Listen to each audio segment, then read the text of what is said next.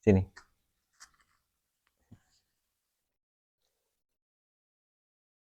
Baik, assalamualaikum warahmatullahi wabarakatuh.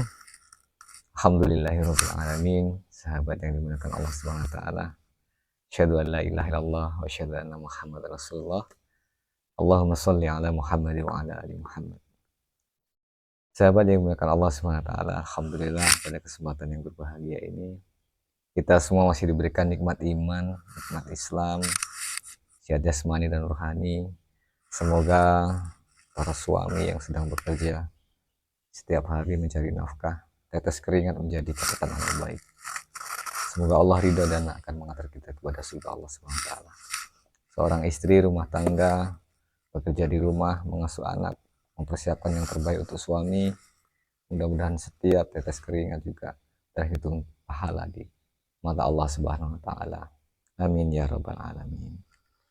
Sahabat yang dimuliakan Allah Subhanahu wa taala, pada kesempatan yang berbahagia ini mari sama-sama kita belajar bersama. Mudah-mudahan apa yang nanti kita sajikan ada manfaatnya untuk kita semua.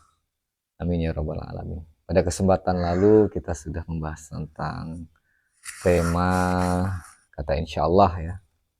Jadi pada kesempatan yang berbahagia ini izinkan kami menyajikan terkait tema tentang sholat ya. Mudah-mudahan nanti ada manfaatnya. Ada satu pertanyaan, bagaimana cara sembahyangnya orang sakit? Nah ini perlu ya kita ketahui dan harus kita belajar. Karena ya sakit pun kita harus dan diwajibkan untuk sholat. Maka dari itu mudah-mudahan ini nanti bermanfaat. Nah, jawabannya adalah yang pertama, orang sakit wajib sholat fardu dengan berdiri walaupun dengan bersandar pada dinding atau tongkat. Itu yang pertama. Yang kedua, jika tidak bisa berdiri, ini mikrofon ya. Iya, dengerin Bapak ngaji ya. Jika tidak bisa berdiri, yang kedua, cukup sholat dengan duduk. Lebih baik duduk dengan kaki dilipat di bawah paha pada waktu yang semestinya berdiri dan ruku. Yang ketiga, jika tidak bisa sholat dengan duduk, maka dia boleh sholat dengan cara miring sambil menghadap kiblat. Ya. Yang pertama, jika mampu berdiri, ya lakukan dengan berdiri. Ya. Yang kedua, jika tidak bisa berdiri, maka boleh duduk. Ya. Yang ketiga, jika tidak bisa sholat dengan duduk, maka dia boleh sholat dengan cara miring sambil menghadap kiblat. Ya. Sisi sebelah kanan lebih baik. Jika dia tidak bisa menghadap kiblat, maka boleh sholat dengan menghadap kemana saja dia bisa. Ya. Maka boleh sholat dengan menghadap kemana saja selagi dia bisa. Sholatnya sah dan tidak perlu mengulang. Nah, ini. Keempat, jika tidak bisa sholat sambil miring, maka dia boleh sholat dengan telentang dan kedua kakinya menghadap ke kiblat. Lebih baik jika kepalanya diangkat sedikit agar bisa menghadap kiblat. Ya. Jadi kita mengarah kiblat, kemudian kepalanya diangkat sedikit. Jika kakinya tidak bisa menghadap kiblat, maka dia boleh menghadap kemana saja dan tidak perlu mengulang. Kemudian yang kelima, orang yang sakit harus ruku dan sujud dalam sholatnya. Nah, ini perlu digarisbawahi, sahabat rahimakumullah. Orang yang sakit harus ruku dan sujud dalam sholatnya. Jika tidak bisa, maka cukup dengan memberikan isyarat dengan merundukkan kepala dan menjadikan sujud lebih rendah daripada ruku. Jika seseorang bisa ruku namun tidak bisa sujud, maka dia tetap harus ruku tatkala ruku dan menggunakan isyarat tatkala sujud.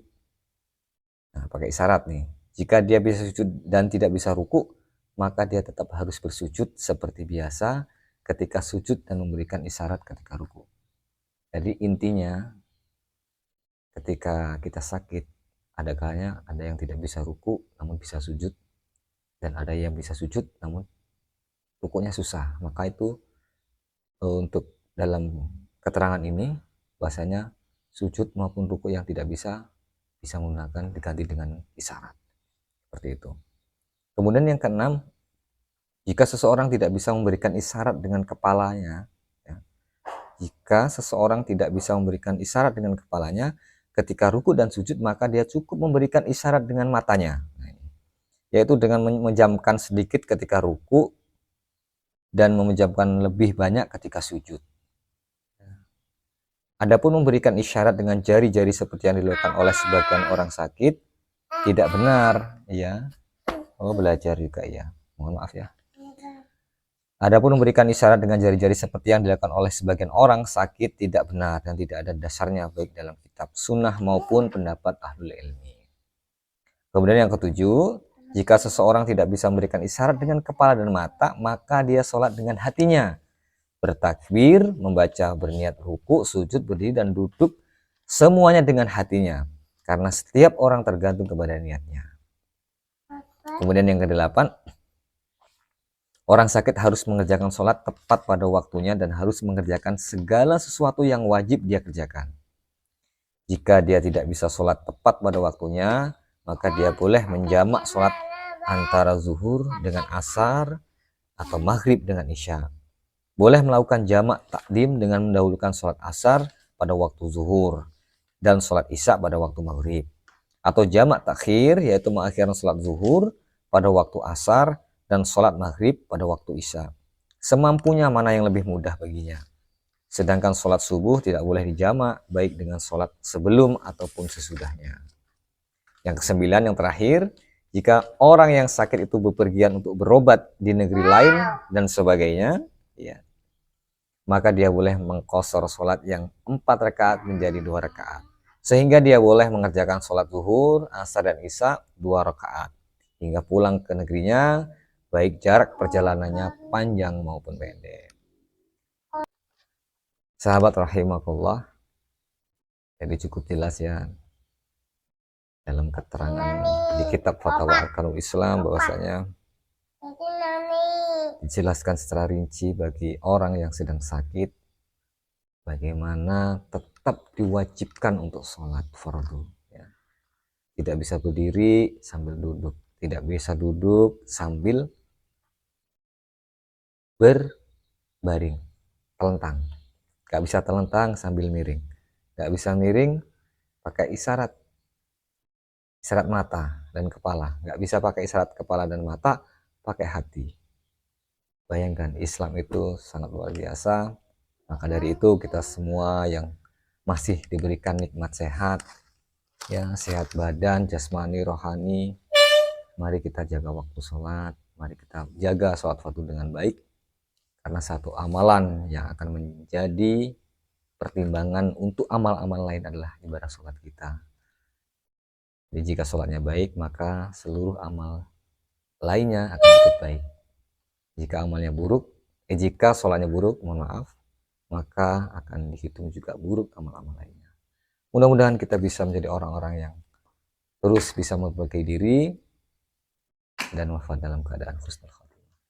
Kepada Allah saya mohon ampun, kepada saudara semua saya mohon maaf. Subhanakallahumma wa bihamdika, asyhadu an la ilaha illa anta, astaghfiruka wa atubu ilaik. Assalamualaikum warahmatullahi wabarakatuh.